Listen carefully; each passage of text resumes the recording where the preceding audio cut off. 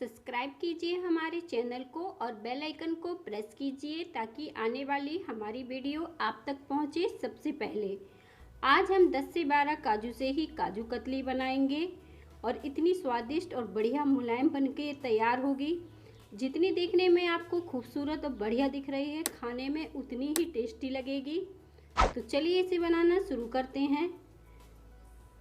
मैंने यहाँ पे मूंगफली ली है और 1 कप मूंगफली हमने यहाँ पे ली है, जिसका वाइट वाला इस तरह से छिलका होता है। इस तरह की हमने मूंगफली का इस्तेमाल किया है। एक कढ़ाई में हम मूंगफली को डालकर रोस्ट कर लेंगे। इसका हमें कलर चेंज नहीं करना है, सिर्फ हल्का सा भूंजना है ताकि इसका कच्चापन दूर हो जाए और इसका जो छिलका लाल वाला है वो अलग हो जाए। इतना हम इसे भूंजकर तैयार करेंगे। 4 से 5 मिनट में ही हमारी मूंगफली भून जाएगी। आप जब इस मिठाई को बनाएंगे तो इसे आप बार बार बनाएंगे और इसे स्टोर भी कर सकते हैं आप। ये जल्दी ख़राब नहीं होती है। 8 से 10 दिन तक आराम से इसे रख के खा सकते हैं। और मूंगफली हमारी हल्का सा कलर चेंज हो गया है। जब भून जाती है तो इस तरह से खुली खुली दिखती है। तो अब हम इस तरह से उंगलियों से इसे मसल कर चेक कर लेंगे।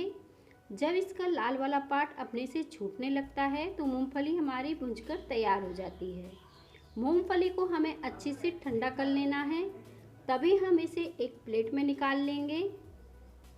अब हम इसे हाथों से अच्छे से मसल कर साफ कर लेंगे और इस तरह से हमें इसे अच्छे से मसल लेना है। आप चाहें तो इसे टॉवल पर डालकर अच्छे से मसल कर साफ कर सकते हैं, पर हाथों से भी इस तरह से मैं इसे रगड़कर साफ कर लेती हूँ। अब मैंने यहाँ पे लाल वाला पार्ट इस तरह से थाली को ऊपर नीचे करते हुए निकाल दिया है। अब मैंने यहाँ पे एक जार ले लिया है जिसमें हम मूंगफली को डाल देंगे। इसे हमें बहुत ज़्यादा नहीं डालना है, थोड़ा थोड़ा करके पीसेंगे। और अब हम इसे एकदम से मशीन नहीं चलाएंगे, बीच बीच में रोक कर ही मशीन को हमें चलाना है और ढक्कन खोल के देख लेंगे ताकि इसकी गर्म एयर बाहर निकल जाए और मूंगफली इस तरह से पाउडर की तरह पिसकर तैयार हो। और इसे अब हम छान लेते हैं। छानने के बाद हम इसे बचे हुए हिस्से को भी फिर से पीस लेते हैं और बाकी की मूंगफली भी डालकर साथ में पीस लेते हैं। अब हम इसमें काजू भी डाल लेते हैं। तो मैंने यहाँ पे 8 से 10 काजू लिए हैं। आप चाहे काजू अपने टेस्ट के हिसाब से ज़्यादा भी ले सकते हैं।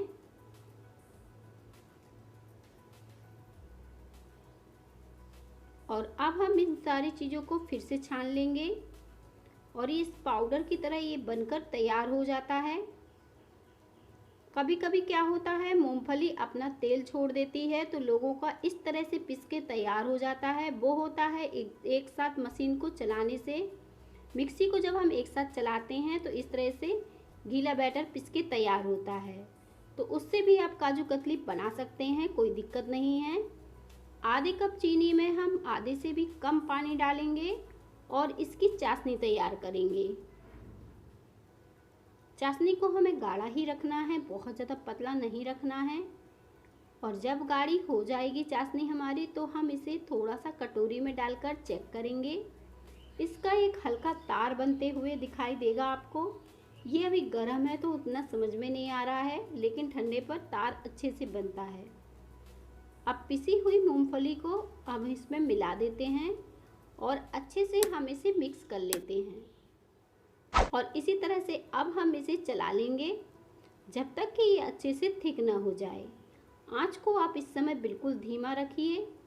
और जो गीला पेस्ट हमारा बनके तैयार हुआ था मूंगफली को, अब हम उसे भी डाल देते हैं। अगर आपका पेस्ट इस तरह से गीला हो जाता है तो कोई दिक्कत नहीं, आप उससे भी काजू कतली उतनी ही स्वादिष्ट बना पाएंगे। अब हम इसे अच्छे से चलाते रहेंगे, इसे छोड़ना नहीं है। चलाते हुए ही हमें इसे थिक करना है। जितना अच्छा हम चलाएंगे उतना अच्छा ये बनके तैयार होगी। तो इस तरह से हम इसे फेंट फेंट के अच्छे से चला लेंगे। जब तक कि ये डो की तरह नहीं सिमटने लगता तब तक हम आंच को धीमे में इसे चलाएंगे। इसमें मैंने 1 चम्मच देसी घी का इस्तेमाल किया है। देसी घी पूरी तरह से ऑप्शनल है। और अब हम इसमें अच्छे से इसे इसी तरह से चलाएंगे 1 से 2 मिनट के लिए। ये कंबाइंड होने लगा है, एकदम डो की तरह दिख रहा है। और इसी तरह से अब हम इसे चला लेंगे और गैस को बंद कर देंगे। अब मैंने यहाँ पे प्लास्टिक शीट ले ली है, जिसे हल्का सा मैंने तेल से ग्रीस कर लिया है। इसी की सहायता से अब हम काजू कतली को बनाएंगे।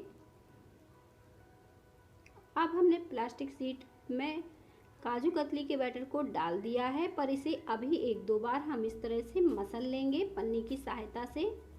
अगर ये आपको गर्म लगे तो आप कोई कटोरी की सहायता भी ले सकते हैं इसे मसलने के लिए।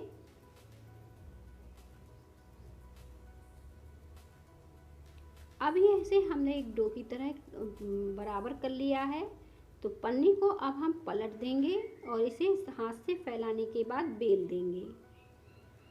जैसी हमारी काजू कतली होती है ठीक हमें इसे ऐसा ही बेल के तैयार करना है।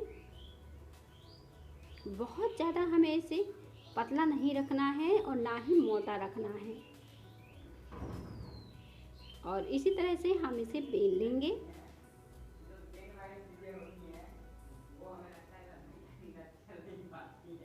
और देखिए हमने इसे बेल लिया है और इस तरह से ये बहुत ज़्यादा मोटा नहीं रखा है, ना ही बहुत ज़्यादा पतला। और ठंडा होने के लिए छोड़ देते हैं। जब ठंडी हो जाती है तो इसे हम काट लेंगे। हल्की सी बस गरम रहे ये, तो आप इसे काट कर तैयार कर लीजिए। सूखने के बाद उतनी अच्छी ये कटने नहीं लगेगी जितनी अच्छी हल्की गरम में कटेगी। और देखिए कितनी सॉफ्ट मुलायम हमारी काजू कतली बनकर तैयार हो गई है। तो जब भी आपका काजू कतली खाने का मन करे तो बहुत ही कम काजू से आप घर पर इसे बनाकर रख सकते हैं। और देखिए कितनी बढ़िया बनी है। इसे हम आपको तोड़ के दिखा रहे हैं, कितनी सॉफ्ट और मुलायम बनी है। मिलेंगे इसी तरह की और नई रेसिपी के साथ।